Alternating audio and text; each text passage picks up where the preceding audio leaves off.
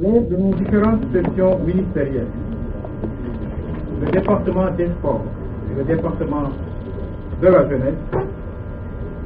comme tous les ministères des pays francophones, attachent un intérêt particulier à la dimension de la programmation en raison de son caractère transversal et structurant, lorsqu'il s'agit surtout d'asseoir les bases d'un développement durable et d'une pratique saine et sécurisée des activités sportives et socio-éducatives. Cet intérêt est attesté par l'adhésion quasi unanime de tous les États et gouvernements membres à la décision prise de doter le sous-secteur de la formation des cadres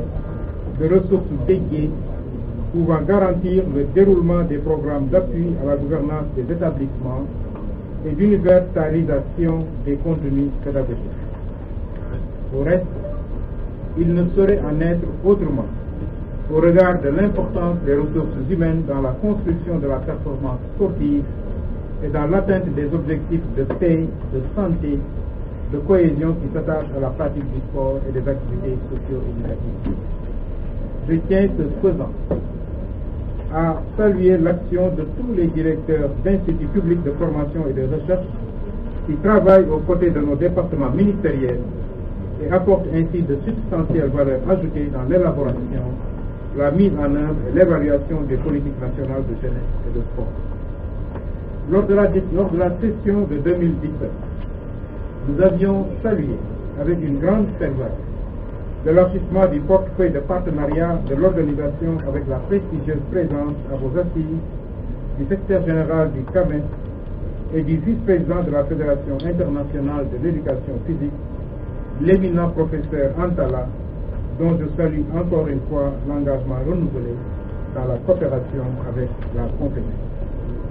À travers vos présences au sein des réseaux d'excellence en matière de formation et de recherche, monsieur le directeur d'institut, la Confédération dispose d'atouts et de ressources sûres pour réaliser l'ambitieux mais possible projet de rénover les dispositifs nationaux de formation des cadres afin qu'ils répondent aux besoins des jeunes du mouvement associatif et du marché de l'emploi, conformément aux orientations de la déclaration de Kaya. Le rappel de ces référentiels trouve sa pleine importance à la veille de la conférence internationale sur la relance de l'éducation physique et sportive à l'école et dans la perspective de la célébration du cinquantenaire de la Confédération en 2019, qui sera, comme vous le savez, un moment de bilan, mais aussi un moment de mise en perspective dans un contexte de mondialisation et de mutation profonde et rapide. Le Sénégal, comme tous les pays membres de la Confédération, reste attentif aux conclusions qui sortiront de vos travaux, notamment en ce qui concerne la prise en charge des défis émergents dans les secteurs de la jeunesse et des sports. Pour terminer, je voudrais renouveler à l'occasion l'engagement de notre pays, le Sénégal, à continuer à apporter son soutien agissant à tout ce qui peut contribuer au plus grand rayonnement de la Confédération et à la parfaite réalisation de ses objectifs.